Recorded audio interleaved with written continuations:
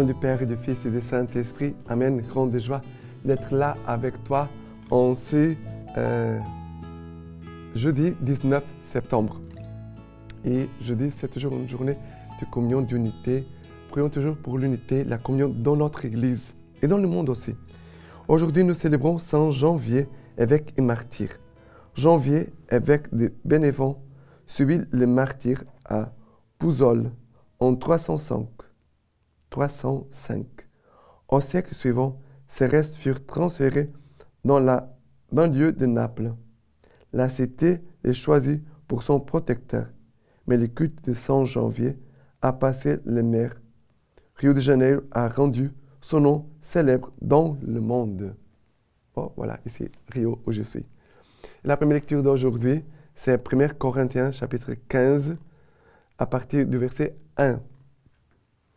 Je vous rappelle, frères, l'évangile que je vous ai annoncé, que vous avez reçu et dans lequel vous demeurez ferme, par lequel aussi vous vous sauvez, si vous le gardez tel que je vous l'ai annoncé. Sinon, vous auriez cru en vain.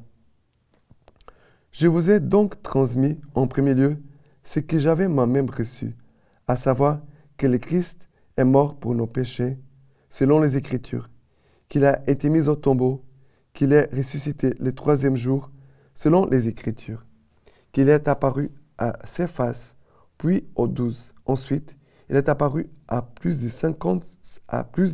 500 frères à la fois. La plupart d'entre eux demeurent jusqu'à présent, et quelques-uns se sont endormis. Ensuite, il est apparu à Jacques, puis à tous les apôtres. Et en tout dernier lieu, il m'est apparu à moi aussi, comme à l'avorton. Car je suis le moindre des apôtres. Je ne mérite pas d'être appelé apôtre, parce que j'ai persécuté l'Église de Dieu. C'est par la grâce de Dieu que je suis ce que je suis. Et sa grâce à mon égard n'a pas été stérile. Loin de là, j'ai travaillé plus que tous. Oh non, pas moi, mais la grâce de Dieu qui est avec moi. Bref, eux ou moi, voilà ce que nous proclamons. Et voilà ce que vous avez cru. Alors, ici, c'est Saint Paul qui parle. C'est la proclamation de foi, c'est une profession de foi. Mais quelle est son intention en proclamant sa foi quand Paul va dire le Christ est mort pour nos péchés selon les Écritures, qu'il a été mis au tombeau et qu'il a été ressuscité le troisième jour selon les Écritures. Il proclame la foi, fonder la foi sur la parole. Notre foi doit être fondée sur la parole et sur la doctrine de notre Église catholique. Voilà. Fonder la foi. Elle doit avoir des fondations. Elle doit avoir, elle doit être bien forte, notre foi. Nous devons fortifier notre foi aujourd'hui. Mais, vous voyez que Paul, il dit, gardez bien l'Évangile. Restez attachés, fermes à l'Évangile. Sinon, vous aurez cru en vain. La foi, appuyée, enracinée dans la parole de Dieu, dans la doctrine de l'Église, dans l'Évangile, pour ne pas croire en vain. Et parfois, il y a des catholiques qui sont dans l'Église, qui ne travaillent et n'approfondissent pas la foi. Ça veut dire qu'ils ont une foi, mais toute fragile, toute petite. Et qui ne connaissent même pas encore Jésus-Christ. Ils sont dans l'Église, mais ne connaissent pas encore Jésus-Christ. Ils n'ont pas fait une expérience de Jésus vivant. Et ça, c'est quelque chose d'obligatoire pour nous tous. Quand tu as rencontré Jésus vivant dans ta vie, quel est le moment, le jour, la situation, les moyens par lesquels tu as rencontré Jésus vivant? Jésus vivant. L'Évangile, c'est Jésus vivant. L'Église, c'est Jésus vivant. Les Écritures, c'est Jésus vivant. Comment tu as rencontré Jésus vivant? Et à partir de là, Paul va dire quelque chose de très beau. Il est très humble. Il dit, je ne suis pas digne d'être appelé apôtre parce que j'ai persécuté l'Église de Dieu. Mais il va dire quelque chose. C'est par la grâce de Dieu que je suis ce que je suis. C'est par la grâce de Dieu. S'il n'avait pas la grâce de Dieu, je serais encore pire. C'est cela que nous devons avoir conscience. Ce que nous sommes aujourd'hui, c'est déjà par la grâce de Dieu. Mais nous avons encore besoin de la grâce de Dieu, qu'elle vienne nous travailler davantage pour faire de nous aussi des saints.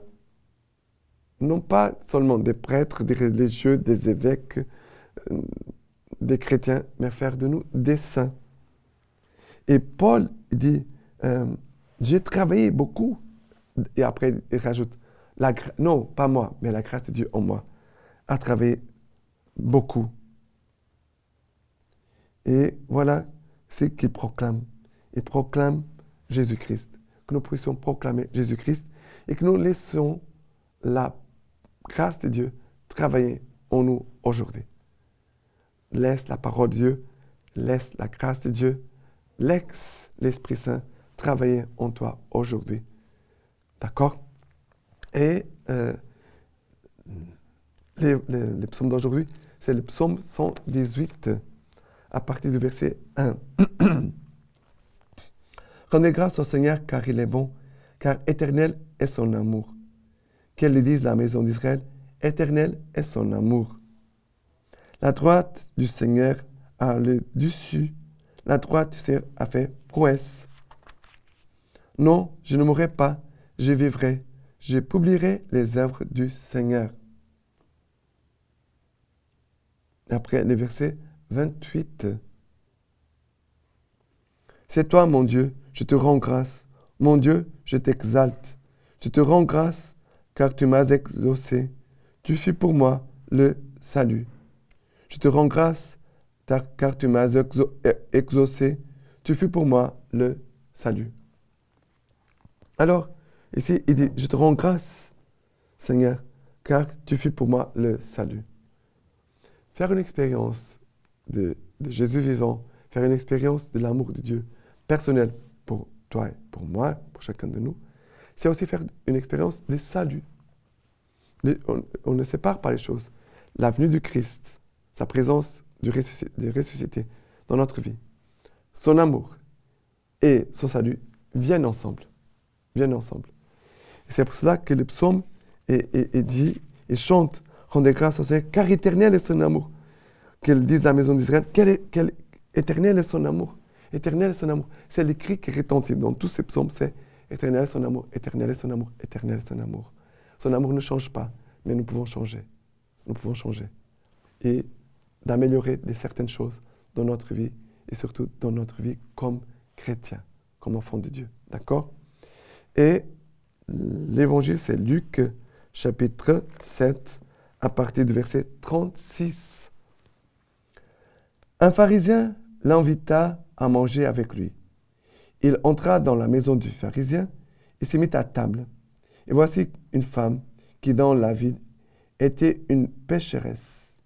Ayant appris qu'il était à table dans la maison du pharisien, elle avait apporté un vase de parfum et se plaçant par derrière à ses pieds, tout en pleurs, elle se mit à lui arroser les pieds de ses larmes, et elle les essuyait avec ses cheveux, les couvrait des baisers, les oignait des parfums. À cette vue, les pharisiens qui l'avaient convié s'est dit en lui-même, si cet homme était prophète, il saurait qui est cette femme qui le touche, et si qu'elle est une pécheresse. Mais prenant la parole, Jésus lui dit, Simon, si j'ai quelque chose à te dire, parle, maître. Répond-il. Un créancier avait 2 débiteurs. L'un devait 500 deniers, l'autre 50. Comme il n'avait pas de quoi rembourser, il fit grâce à tous deux. Lequel des deux l'on aimera le plus? Simon répondit. C'est lui-là, je pense, auquel il a fait grâce de plus. Il lui dit, tu as bien jugé. Et se tournant vers la femme, tu vois cette femme, dit-il à Simon, je suis entré dans ta maison et tu ne m'as pas versé de l'eau sur les pieds. Elle, au contraire, m'a arrosé les pieds de ses larmes et les a essuyés avec ses cheveux. Tu ne m'as pas donné des baisers. Elle, au contraire, depuis que je suis entré, n'a cessé de me couvrir les pieds de baisers. Tu n'as pas répandu d'huile sur ma tête. Elle, au contraire, a répandu du parfum sur mes pieds. À cause de cela, je te le dis, ses péchés, ses nombreux péchés, lui sont remis, parce qu'elle a montré beaucoup d'amour. Mais celui à qui on remet peu, montre peu d'amour. Puis il dit à la femme, tes péchés sont remis. Et ceux qui étaient à table avec lui se mirent à dire en eux-mêmes, qui est-il celui-là qui va jusqu'à remettre les péchés? Mais il dit à la femme, ta foi t'a sauvée, va en paix. Alors, cette femme pécheresse, elle va partir à la fin, sauvée et en paix. Elle a été sauvée. Ta foi t'a sauvée, va en paix. Elle va fortifier, cette femme va partir, va rentrer chez elle, avec la foi fortifiée, avec le salut. Elle a fait une expérience de salut aujourd'hui, d'être arrachée à tous ses péchés. Elle devient une créature nouvelle et elle va repartir en paix, avec le cœur en paix. Je ne sais pas si Simon et les pharisiens qui étaient là dans la maison vont recevoir la même grâce. On aimerait, on espère. Mais cette femme, elle a eu cette attitude comme pécheresse de se montrer publiquement. Elle se expose au regard de tout le monde. Mais aussi, elle s'expose au regard de Jésus. Et Jésus va donner une nouvelle vie, un nouveau sens, un nouveau chemin pour cette femme. Les autres, à cause de leurs critiques, des jugements, du manque même des fois. Si cet homme était un prophète, il aurait su qui est cette femme. Une pécheresse. Comme si la femme est une pécheresse. Et nous sommes justes. Nous sommes tous des justes. Oh, ce serait bien qu'on soit des justes, mais nous sommes tous des pécheurs. Qu'aujourd'hui, tu puisses t'abaisser comme cette femme devant le Seigneur et pleure tes péchés, essuie les larmes avec la consolation de l'Esprit Saint, répands le parfum de la charité, de l'amour au pied du Seigneur et tu puisses répéter les mêmes gestes de la femme devant le Saint-Sacrement, devant Jésus, mais aussi peut-être devant nos frères et sœurs. La lecture patristique d'aujourd'hui, homélie de Saint Augustin, nous dit ceci. Depuis que Dieu a imposé à mes épaules ce fardeau qui comporte une responsabilité si difficile, le soin de mon honneur me rend continuellement soucieux. Qu'est-ce qui nous effraie dans cette charge épiscopale?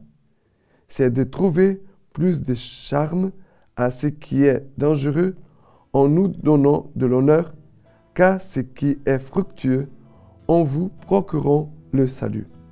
Ce que je suis pour vous me terrifie, mais ce que je suis avec vous me console, car pour vous je suis évêque, avec vous je suis chrétien.